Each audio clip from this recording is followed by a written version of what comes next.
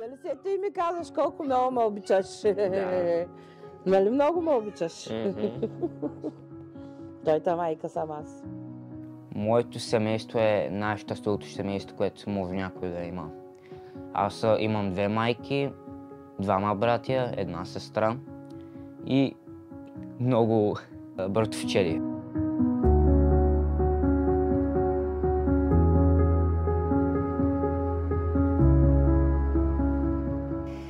Когато доведах Влади за първи път вкъщи, беше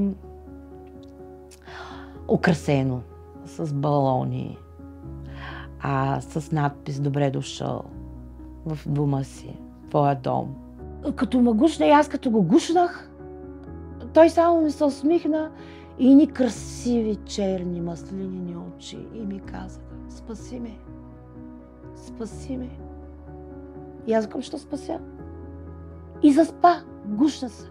А той е чувал сърцето ми как бие, как тупа. И той е усетил: това е моята мама.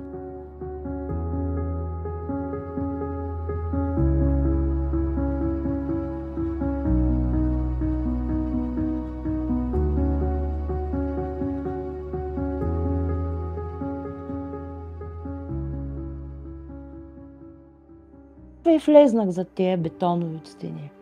Ами ужас. Ужас. Там имаше деца,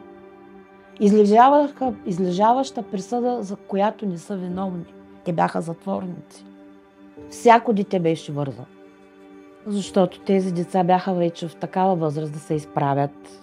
И за да ни падат, за да ни шават, бяха връзвани децата.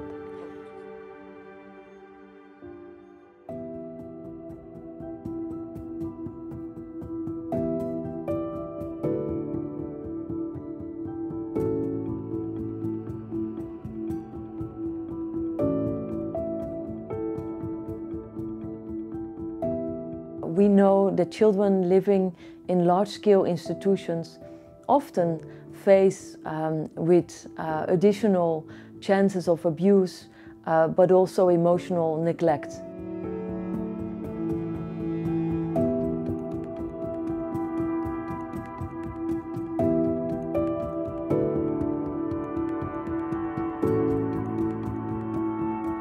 И УНИЦЕФ много тогава ни помагаше в тази подготовка като професионални приемни родители. УНИЦЕФ бяха абсолютно до мен. Те са част от моето семейство. Те ми промениха живота, промениха моя на децата живот.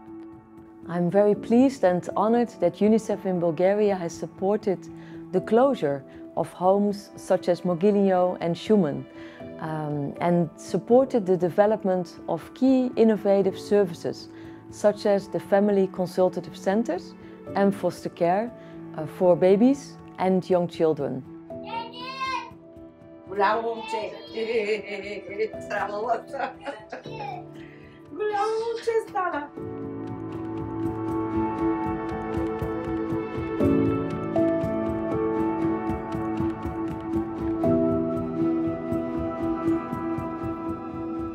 И тя много се зарадва, майка му, че ще има възможността да си го вижда, когато реши.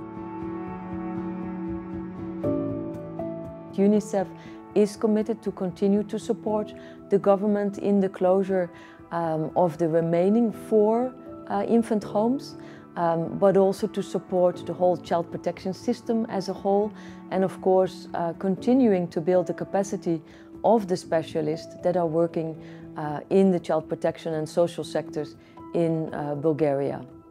Ако спасиш едно дете, спасяваш целия свят. Това е семейството, любов.